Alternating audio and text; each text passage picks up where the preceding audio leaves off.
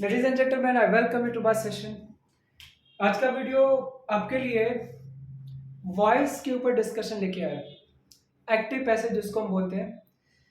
I am not sure whether you have watched all the sessions और not, because voice के ऊपर ये session number 5 है, 5th session है।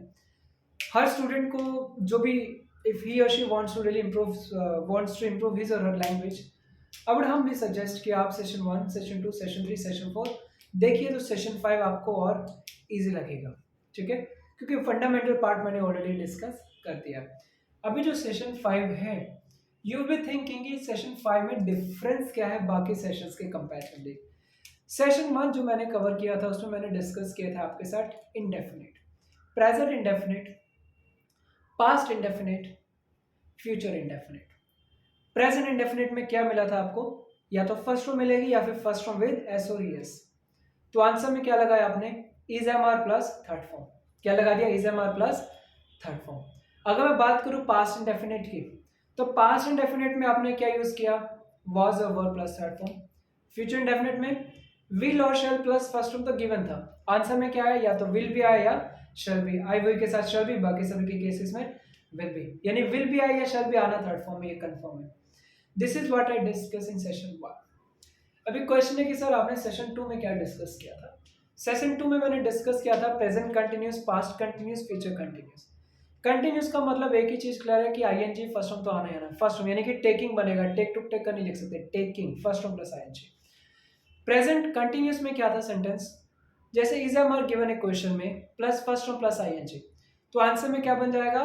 इज एम आर रहेगा, आईएनजी इंग बिंग बन जाएगा, being B E I N G plus third form. For example I am taking tea, तो answer will become like this, tea is being taken by me. I am taking tea, tea is being taken by me, like that. Is it clear? अभी question है कि sir अगर वहीं पे आपके पास negative situation I am not taking tea, तो आपके इज के साथ नॉट आ जाएगा। Are you waiting for me? Am I being waited by you? Am I being waited for by you, क्योंकि वेट के साथ फोर प्रपोजिशन थे, तो वो प्रपोजिशन अलग रहेगी, मेरा प्रपोजिशन जब बाय वो अलग से आ जाएगा। तो ये सब सिचुएशंस को आपको समझना है। Is it clear? तो आपको देखना चाहिए कि प्रेजेंट कंटिन्यूस में is am are plus first form plus ING है। इजामा रहेगा क्योंकि अगर आपने वॉज बना दिया तो टेंस ही चेंज हो जाएगा। You can not change tense, you can not change a tense in your active passive. ठीक है, टेंस चेंज नहीं करना। इंग बिंग बन जाएगा प्लस थर्ड फॉर्म। सिमिलरली अगर पास्ट कंटिन्यूस था, जो कि मेरा सेकंड टॉपिक था सेशन 2 में, पास्ट कंटिन्यूस में was plus first form plus ING given गिवन। आपको क्या करना है? वॉज रहेगा, वॉज सिंगुलर के लिए, प्लूरल के लिए वर, प्लस आईएनजी क्या बन जाएगा? Being plus third form. तो इस वजह से आपके सेंटेंसेस बनने स्टार्ट हो जाएंगे पास्ट कंटिन्यूस में। अभी एक डिस्कशन ये है कि सब फ्यूचर कंटिन्यूस में क्या था? फ्यूचर कंटिन्यूस में विल बी और shall be plus first form ING given है। अभी क्वेश्चन के साथ जब विल बी शैल बी लगेगा तो फिर बीइंग भी बनाना पड़ेगा, because ING can be converted into being. इसलिए वो मैंने डिस्कस ही नहीं किया था। आई टोल्ड यू कि if you write a sentence will be being, so this is not accepted, it has some error, it has some errors, so this rule is not applicable in active passive. So I discussed with you present continuous, past continuous, future continuous in session 2. ठीक है, अभी आपके mind में आया कि sir session 3 में क्या discuss किया था? फिर सेशन 3 में मैंने तीनों परफेक्ट टेंसेस डिस्कस किए थे, present perfect, past perfect, future perfect. Present perfect में क्या था? हैज और हैव प्लस थर्ड फॉर्म, जो कि गिवन में था। आंसर में क्या बनाया आपने? या तो हैज बिन और हैव बिन, हैज बिन और have been plus third form. अगर आपने हैज बिन लगा दिया है तो हैज बिन के केस में क्या हो जाएगा आपके पास? सिंगुलर के केस में, यानी कि सिंगुलर जैसे मैंने बोला she has taken T, T singular है तो हैज बिन आ जाएगा। अगर मैंने बोला आई हैव टेकन टी, तो माइंड में ऐसा नहीं होना चाहिए कि सर क्वेश्चन में हैव है तो मेरा हैज क्यों आ रहा है। हैज और हैव के केस में हैज बिन कुछ भी आ सकता है, पर आपका जो ऑब्जेक्ट है, for example I have taken T, T singular है, तो सिंगुलर जो आपका ऑब्जेक्ट सब्जेक्ट बना उसके अकॉर्डिंगली आप डिसाइड करेंगे कि हैज बिन आएगा या have been. I have taken T, that mean T has been taken by. Is it clear? Has have plus third form given है, हैज बिन और हैव बिन आपने लगाया प्लस थर्ड फॉर्म लगा दी, game is over. ठीक है, present perfect हो गया। अभी पास्ट परफेक्ट में क्या गिवन होगा? Had plus third form. अगर had plus third form given है तो आपको क्या बना देना? हैड बिन बना देना। हैज और हैव में आप सोचे थे हैज बिन लगाए या हैव बिन, सिंगुलर है तो हैज बिन, प्लूरल है तो हैव बिन, पर यहाँ पे तो क्लियर है, सिंपल है, am I right? हैड है तो हैड बिन आएगा प्लस थर्ड फॉर्म। अगर फ्यूचर परफेक्ट है तो क्या करना है? तो विल हैव और शैल हैव गिवन है प्लस थर्ड फॉर्म, तो आपको आंसर में क्या बना देना? विल हैव बिन और shall have been plus third form. I will के साथ शैल हैव बिन, बाकी सभी के साथ विल हैव बिन। अगर नेगेटिव होगा तो will not have been, negative ही है, शल वाला केस है तो shall not have been, I will के साथ शल नॉट हैव बीन हो जाएगा नेगेटिव केस में। इंटरोगेटिव में विल और शल बाहर आ जाएगा, फिर subject then have plus been. Is it clear? So like that आपके सेंटेंसेस बन जाएंगे। Is it done? So this is the right way that if you understand, ये आपके करेक्ट सेंटेंसेस बन जाएंगे if you follow this rules. ये चीजें discuss की थी मैंने सेशन 3 में। अभी क्वेश्चन सेशन 4 में क्या डिस्कस किया था सर आपने? इन सेशन 4 मैंने इट इज टाइम वाले सेंटेंसेस डिस्कस किए थे और imperative sentences. It is time का मतलब जैसे एक सेंटेंस है, it is time to take tea, let us say it is time to take tea, that means इस सिचुएशन में टू प्लस फर्स्ट फॉर्म आएगा इन्फिनेटिव, आप उसको लास्ट में यूज करो, टू को बना लो टू बी और टेक बन जाएगा टेकन टू बी टेकन। तो फिर बिगिनिंग में क्या आएगा? इट इज टाइम बिगिनिंग में ही आ जाएगा, it is time to take tea. तो answer will look like this, it is time for tea, it is time for tea to be taken, it is time for tea to be taken, like that. अभी ऐसी situation में suppose एक और sentence है आपके पास, it is time to knock at the door और it is time to pray to God. If I say that it is time to pray to God, let us say to God to, यानी preposition आ गया, तो आपका जो preposition है वो preposition आप आंसर में भी लेके आएंगे, आप छोड़ नहीं सकते। और दूसरा वो प्रेपोजिशन वर्ब के साथ है तो वर्ब के साथ रहेगा। जैसे मैंने बोला it is time to take tea, तो वर्ब क्या थी? टेक। तो मैंने क्या बोला? To be taken. अगर टेकन के साथ मुझे कोई प्रेपोजिशन लगानी होती, क्वेश्चन में गिवन होती, तो वो साथ में जाती, यानी कैरी फॉरवर्ड होती। Is it clear? Carry forward करना उस सिचुएशन में। पर अभी आपको ये देखना है कि अगर सिचुएशन ऐसी हो जहां पे आपके पास ऑप्शन है कि आपको क्या करना है, आपके पास सिचुएशन में क्या आ गया, it is time to pray to God, तो आपका आंसर ऐसा हो जाएगा it is time for God, it is time for God to be prayed, third form to be prayed to, क्योंकि प्रे टू था, टू पीछे आ रहा था वर्ब के। सिमिलरली आपका भी थर्ड फॉर्म के पीछे टू आ जाएगा। Is it clear? I hope you have understood. Then it is time to knock at the door, it is time for the door to be knocked at, क्योंकि at knock के साथ है इसलिए to be knock at, knock at था अभी भी knocked eight हो गया, अभी थर्ड फॉर्म के साथ एट आ गया।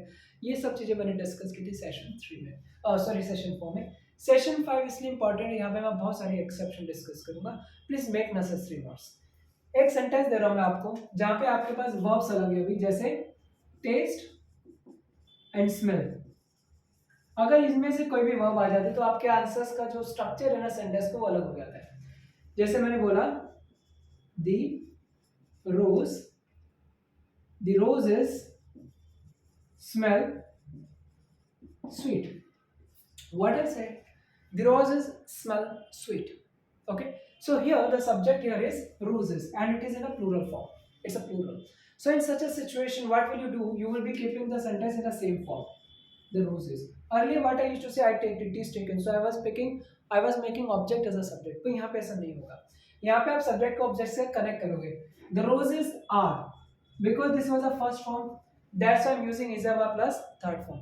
When it is in the plural form, I'm supposed to use are, correct, because first form, in case of first form, that means session 1 we had discussed present indefinite, is plus third form. Roses are plural, that's why I'm saying are. The roses are sweet, the roses are sweet when you are using when here in place of by. The roses are sweet when smelled, the roses are sweet when smelled. Is it clear? Next, I'm giving you one more example.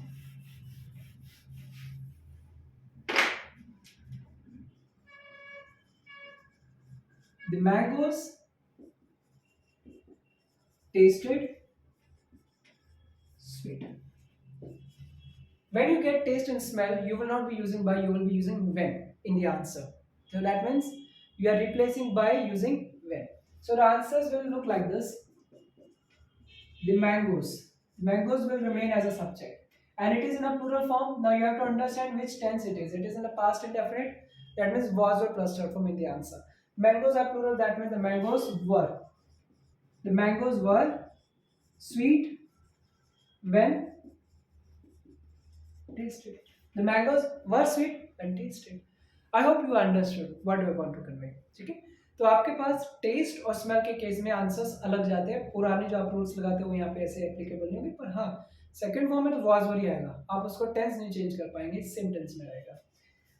Is it clear? Okay, अभी हम कुछ exceptions discuss करेंगे यहाँ पे जहाँ पे bye नहीं आ रहा, ऑब्जेक्ट सब्जेक्ट वैसे चलो जो पुराने रूल्स में थे। एक्सेप्शंस में क्या क्या है, जैसे मैंने एक सेंटेंस दिया आपको, आपने बोला आई टेक टी, आंसर क्या बना था? T is taken by, may be वैसा ही है I know you or I do not know you, let us say. Non, you, non, it's a first form. So in case of first form, what will be the third form? Non, non, you, non. No, first form, new second form, third form is non. Correct? So now please understand that now you will become your subject. You. Correct? And according to this rule, no is the first form, that means isama plus third form. In case of you will be using are. You are. Third form, you are non to me. Do you know me? Do you know me? Am I known to you? You cannot say by. Am I known by you? This is incorrect. So if you write like this, you are known by me. This is incorrect. So you are supposed to use to. You are known to me. Okay, so that means in case of no, you are using, in case of no, known you known, third form, you are using to, not by. Correct? One more example.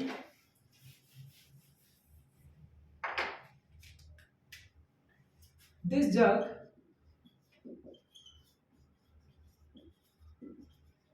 contains milk. This jug contains milk. Correct? So I can say that milk is contained. Milk is contained by this jug. अभी आप सोच रहे होंगे sir फिर exception क्या हुआ? यही exception था कि बाय नहीं आ रहा. ठीक है, तो आपको बाय नहीं लगाना, तो इस सिचुएशन में क्या लगाना है? In. Milk is contained in this. So that means in case of contained आपके पास बाय नहीं आएगा, क्या आएगा?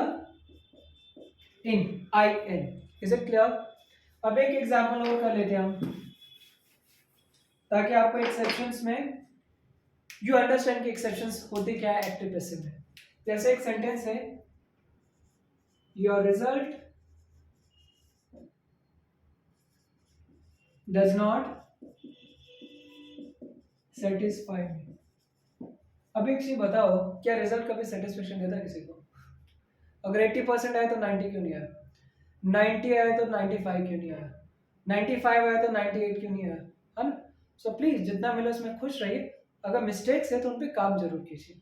अगर लग रहा है कि 80 था, आई डिजर्व 90 एटलीस्ट, तो देखिए कि मिस्टेक कहाँ हुआ है. ठीक है, I am not saying you lose your ambitions, no, you have to be passionate, you must be ambitious. पर रियलिस्टिक ग्राउंड पे सोचना है कि व्हाट यू कैन अचीव. अगर लगे रियलिस्टिक ग्राउंड पे कि I can achieve 99, I am saying that you can do it, पर उसके लिए आपके पास ग्राउंड्स भी होने चाहिए. हार्ड वर्क भी उस लेवल का होना चाहिए. Am I right? Hard work है, परसिस्टेंस है, इंटेलिजेंस आप डेवलप कर सकते हैं gradually. It's a process, you can learn. Language is not a barrier, you can learn the language also, but it all depends on your determination. Willingness ही नहीं है. Willingness है, पर विलिंगनेस को अप्लाई करने का मेथड नहीं पता, चीजों को कैसे सीखना ये नहीं पता. मेथड सीख लिया, फिर कंसिस्टेंसी नहीं है. तो my dear friends, it's a combination. Correct? तो आपको सब चीजों का एक बैलेंस्ड अप्रोच रखना चाहिए. Okay, so if I say that your result does not satisfy me, तो मी क्या बन जाएगा? आई. से फर्स्ट फॉर्म है. Rule number 1, present indefinite is am plus third form. Not वाला तो इज एम साथ नॉट प्लस थर्ड फॉर्म. ये present indefinite इस सेशन 1 में मैंने डिस्कस किया हुआ. तो ये बन जाएगा आई am not satisfied. I am not satisfied by your result. I am not satisfied by your result. अभी क्वेश्चन है कि सर ये एक्सेप्शन कैसे हुआ? एक्सेप्शन ये था, यहाँ पे बाय नहीं आना चाहिए, आपको क्या लगाना चाहिए? विद. Is it clear? तो आपने क्या सीखा अभी? सेटिस्फाइड के केस में विद आएगा, बाय नहीं आएगा. ठीक है, ऐसी कोई और भी एक्सेप्शंस है, जैसे इफ यू आर शॉक्ड, तो शॉक्ड के केस में एट लगा दीजिए. तो ऐसी प्रेपोजिशंस एक्सेप्शंस हैं जहाँ पे बाय नहीं आ रहा, और अगर आप हर जगह बाय लगा रहे हैं एक्टिव पैसिव में, that means you are committing certain mistakes. तो आपको सीखना पड़ेगा. और जनरली अगर कोई एग्जाम हो तो I do not know you they देगा, बिकॉज आपको याद है कि बाय लगाना, तो वहाँ पे एक्सेप्शन है. So my dear friends, life में सीखना बहुत ईजी है. हम बहुत सारी चीज़ें सीख जाते हैं, पर एक्सेप्शन चेक करना भूल जाते हैं, है ना? Life is a bed of roses, पर एक्सेप्शन ये भी कि रोजेस कब आएंगे? जब कांटों को क्रॉस करके आगे बढ़ेंगे. खुशियाँ कब आएंगे? जब आप प्रॉब्लम्स को सोल्व करके आगे बढ़ेंगे. जब प्रॉब्लम्स को सोल्व करेंगे, वहाँ पे आपका एटीट्यूड चेक हो जाएगा, है ना? तो गॉड आपका एटीट्यूड भी चेक कर रहा है, आपका पेशेंस भी चेक कर रहा है. कई चीज़ें हैं जो आपको नहीं पता चेक होगी. So similarly my dear friends, एक चीज़ को रट्टा लगा के नहीं जाना. हमेशा ये नहीं देखना कि मेरी डेस्टिनी क्या है, डेस्टिनी देखनी चाहिए कि डेस्टिनी क्या होगी, ठीक है। पर you should also make it a habit to enjoy the journey. जो जर्नी चल रही है उसको एंजॉय करना सीख लीजिए, डेस्टिनी तो अपने आप ही अच्छी होगी, वंडरफुल होगी। Thank you for watching this video, I hope to meet you soon. So please note down, ये मेरा सेशन 5 था एक्टिव पैसिव पे, एक्टिव पैसिव जिसको हम वॉइस में बोलते हैं। I hope you must have learned so many things. Thanks a lot. Hope to see you soon in upcoming videos. Thank you.